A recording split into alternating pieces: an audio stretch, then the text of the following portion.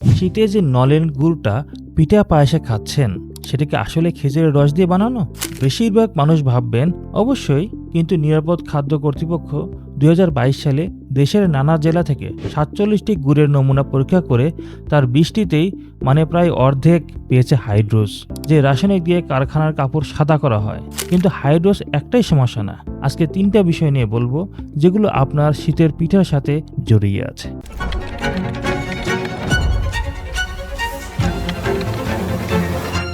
প্রথম সমস্যা হাইড্রোস। আসল নাম সোডিয়াম হাইড্রোসালফাইড। খেজুরের রস জাল দিলে গুড় স্বাভাবিকভাবেই কালচে বাদামি হয়, কিন্তু মানুষ উজ্জ্বল ফর্সা গুড় পছন্দ করে, তাই গাছিরা রসে মিশিয়ে দেয় এই হাইড্রোস, যেটা মূলত টেক্সটাইল কারখানায় কাপড় ব্লিচ করতে ব্যবহার হয়। নিরাপদ খাদ্য কর্তৃপক্ষের 47টি নমুনার মধ্যে 20টিতেই এটি পাওয়া গেছে। আর তেহরান বিশ্ববিদ্যালয়ে 2021 সালের একটি গবেষণায় বলা হয়েছে, FAO আর WHOর কোডেক্স কমিটি এই রাসায়নিককে খাদ্যে ব্যবহারের অনুমতি দেয়নি। শরীরে ঢুকে এটা পাকস্থলী আর অন্ত্রের ভেতরের আবরণ ধ্বংস করে, দীর্ঘমেয়াদে যেটা পরিপাক তন্ত্রের ক্যান্সার পর্যন্ত নিয়ে যেতে পারে। এটা ইনসুলিনের কাজেও বাধা দেয়, ফলে ডায়াবেটিস বাড়ে। সবচেয়ে ঝুঁকিতে শিশু আর বয়স্করা। কিন্তু এটাই শেষ না, আরেকটা বিষয় আছে, এটা আরও ভয়ঙ্কর। দ্বিতীয় সমস্যা, শুধু সাদা করা না, গুড়কে লোভনীয় সোনালি লালচে রং দিতে সরাসরি কাপড়ের রং টেক্সটাইল ডাই মিশিয়ে দেওয়া হচ্ছে। এটা কল্পনা না। গত ডিসেম্বরে নাটোরের লালপুরে একটি অভিযানে 1 কেজি টেক্সটাইল ডাই, 100 কেজি ভেজাল গুড় আর 40 কেজি চুন জব্দ হয়। একই গ্রামে মাত্র 6 দিনের ব্যবধানে দুটো আলাদা কারখানায় অভিযান চালাতে হয়েছে। এই রঙগুলো এজো ডাই শ্রেণীর।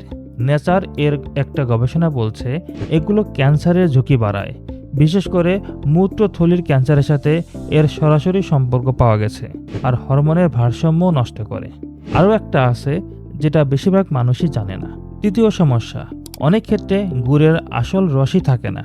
খরচ বাঁচাতে আর ওজন বাড়াতে রসের সাথে মেশানো হয় সস্তা চিনি, আটা, ডালডা, এমনকি গরুর খাবারের জন্য তৈরি চিটা গুড়।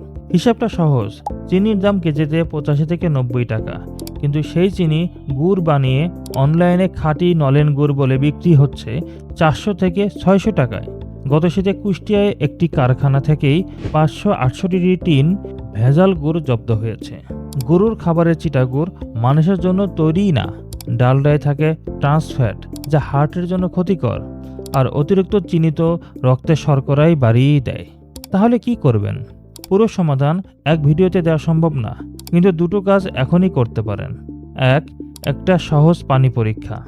1 গ্লাস পরিষ্কার পানিতে 1 টুকরো গুড় ছেড়ে দিন।